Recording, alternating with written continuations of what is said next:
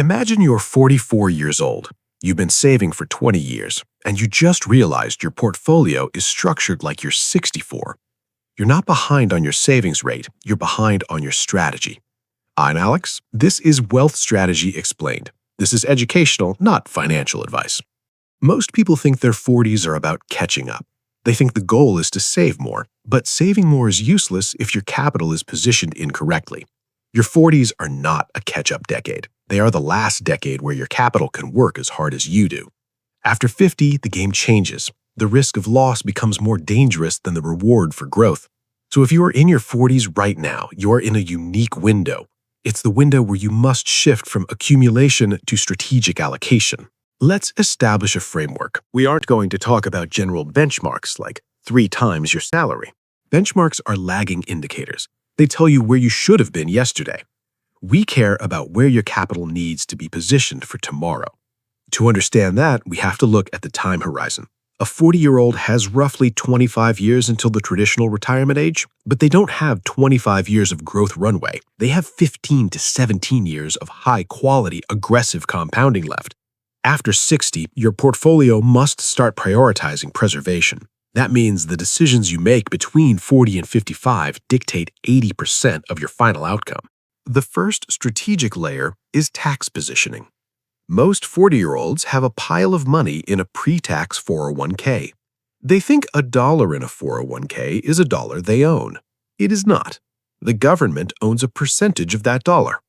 If you're in your 40s and all your assets are pre-tax, you are building a future tax liability, not just wealth. You need to look at your balance sheet in after-tax terms. If you have $500,000 in a traditional IRA, the government effectively owns about 22 to 24% of that. That's $120,000 that isn't yours. The strategic move in your 40s is to start building tax diversification. You want 3 buckets: pre-tax, Roth, and taxable brokerage. If you only have one bucket, you are betting on future tax rates staying low. That is a risky bet given the current fiscal trajectory of the U.S. government. In your 40s, you have enough earned income to utilize a backdoor Roth IRA. If your income is too high for a direct contribution, this is the mechanism. It is legal, it is precise, and if you don't do it, you are leaving tax-free growth on the table. The second layer is leverage, specifically how you manage the mortgage. There is a common narrative that paying off your mortgage early is the ultimate safety, but we have to separate emotional safety from mathematical efficiency. If you have a mortgage rate below 4%, you are subsidized. The bank is lending you money at a cost that is below the long-term historical inflation rate. Paying off a 3% mortgage early is essentially volunteering to give up leverage. Let's look at the math of opportunity. Assume you have $2,000 a month in free cash flow. You could put it toward your mortgage, or you could invest it.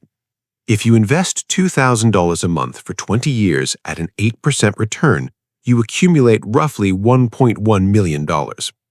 If you put that same $2,000 toward a 3% mortgage, you save future interest, but you don't create liquidity. You create an illiquid asset. When you are 60, you cannot eat your paid-off house. You cannot use it to generate income unless you sell it or take out a new loan. The financially optimal path in your 40s is to carry the cheap debt and let the market work on your cash. But this requires discipline. It requires that you actually invest the difference, not spend it. If you don't have the discipline to invest the spread, then paying off the mortgage is the behavioral hedge. But if you can be analytical, the math favors leverage. The third layer is what we call the lifestyle creep intercept. Your 40s are typically the peak earning years. Income goes up and expenses tend to follow. This is where the high income trap exists. You make $150,000, but you spend $140,000. You feel wealthy because the income number is high, but your savings rate is in the single digits. The strategic move here is to freeze your lifestyle at the moment your income spikes. If you get a $20,000 raise, you must direct 100% of that raise to capital. Do not let your lifestyle expand to absorb the new income.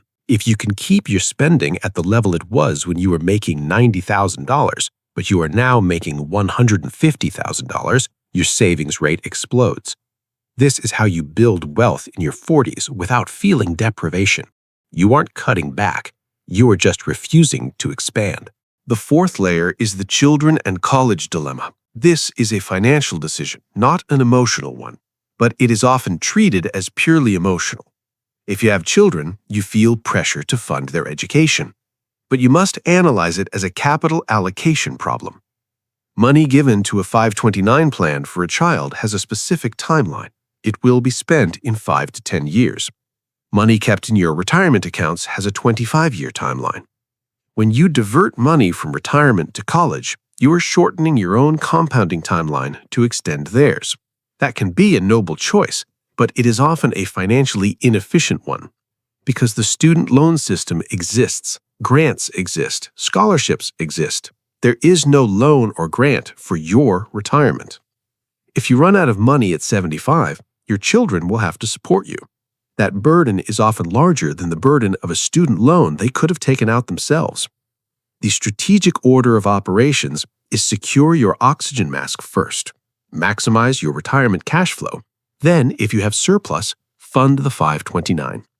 If you cannot fund both, the child can borrow for school. You cannot borrow for age 85. The fifth layer is risk management, specifically in the form of human capital. In your 20s and 30s, your greatest asset is your ability to earn. If you get disabled or die, the loss is high, but the time to recover is long. In your 40s, your greatest asset is still your income, but the time to recover is short. This changes the insurance calculation. You need to insure against the loss of your income for a specific window. Term life insurance is the tool. Not whole life, not variable life, term insurance. If you are 44 and you have dependents, you need a 20-year level term policy. This covers you until your youngest child is independent and your mortgage is naturally paid down. If you wait until 50 to buy this insurance, the premiums increase substantially. And if you have a health event at 48, you may become uninsurable at any price. The strategy is to lock in the insurability now while you are healthy. The cost is negligible compared to the economic destruction of losing your income without a safety net. The final strategic layer is the decoupling from your employer. By your 40s, you should be building capital outside of your W-2 job. Not because you hate your job, but because dependence on a single income stream is a fragility. If 100% of your cash flow comes from a paycheck, you are one decision away from zero. In your 40s, you need to start building what we call unearned income coverage. This is money that shows up whether you work or not. Dividends, rental income, side business profits. It doesn't have to replace your salary yet, it just has to exist. If you can build a stream of income that covers your bare-bones living expenses by the time you are 50, you have achieved financial independence, not retirement, independence. You can walk away from a bad job. You can take a sabbatical. You can shift to part-time work. That optionality is the real wealth.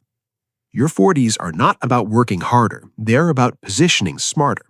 The person who earns $150,000 and saves $15,000 is less wealthy than the person who earns $120,000 and saves $30,000. The difference is strategy. It is the conscious decision to allocate capital to its most efficient use. Tax efficiency, leverage efficiency, risk management, these are the levers, not the savings rate alone. Run the numbers on your own balance sheet. Look at the tax location of your assets. Look at the rate on your mortgage. Look at your insurance coverage. If any of those are misaligned, you are leaking wealth. And in your 40s, you cannot afford leaks. The window is open, but it closes faster than you think.